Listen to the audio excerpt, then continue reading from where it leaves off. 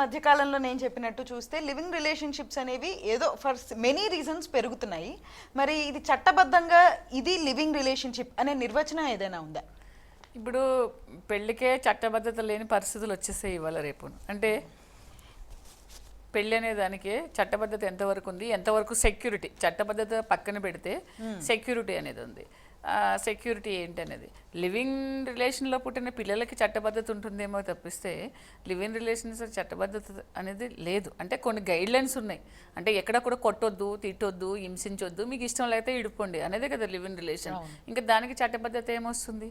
Living relation prove చేసుకుని అందులో transactions ఏమైనా జరిగితే, ఏదైనా జరిగితే లైబిలిటీస్ అనేది చాలా లెస్ ఉన్నాయి కదా. లైబిలిటీస్ లేకుండా ఉండడమే కదా జనాలకు కావాల్సింది. ఇప్పుడు పెళ్ళికి లివింగ్ రిలేషన్కి డిఫరెన్స్ ఏంటి? పెళ్ళిలో ఉండేవి లివింగ్ రిలేషన్లో ఉండొద్దు. అంటే నువ్వు ఎక్కడికైనా వెళ్ళొద్దంటే వెళ్ళొద్దు, లేకపోతే నువ్వు ఏదైనా చేయొద్దంటే చేయొద్దు, నీ ఇష్టమైనప్పుడు వెళ్ళిపోవచ్చు. ఇంకా లైబిలిటీకి వచ్చిన ఎక్కడ ఉంది? అంతే కదా. సో ఎవరికెవరికి హామ్ చేసుకోవద్దు, ఎవరికెవరికి ఒక అగ్రిమెంట్ రాసుకోమంటాం మేమైతే. మీరు లివింగ్లో ఉండడానికి ఇష్టపడుతుంటే అగ్రిమెంట్, ఎంతమంది అగ్రిమెంట్కి వెళ్తున్నారు? చట్టబద్ధత అనేది ఏమి లేదు. అంటే గాలికి ఉండండి, గాలికి పోండి అనేది అంతే. ఉంటే అఫెన్స్ కాదంటుంది కాబట్టి కాదు అని చెప్తుంది తప్పిస్తే చట్టము దీనికి మీకు మేము చట్టబద్ధత కల్పిస్తామని ఎక్కడ చెప్పట్లేదు.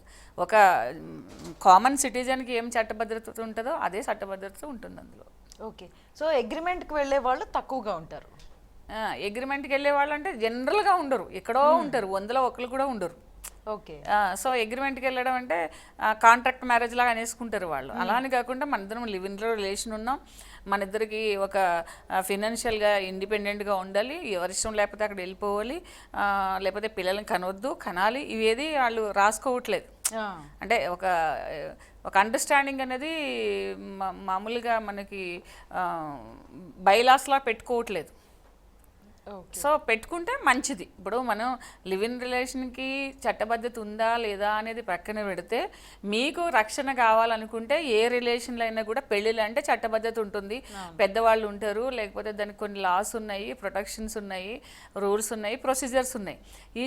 ఈ లివింగ్ రిలేషన్లు అనేది మీరు ఎవరిని అడిగి ఉండరు, ఎవరి కన్సెంట్తో ఉండరు, మీ ఇద్దరు కన్సెంట్తోనే ఉంటారు కాబట్టి, అంటే కపుల్ కన్సెంట్ తోటి ఉంటారు కాబట్టి మీకు రక్షణ కావాలి, లేకపోతే మీకు ఏదైనా సెక్యూరిటీ కావాలి, అదే సెక్యూరిటీ ప్రొటెక్షన్ సెక్యూరిటీ కావాలనుకుంటే కనుక అది రిటర్న్గా పెట్టుకుంటే కనుక బెటర్.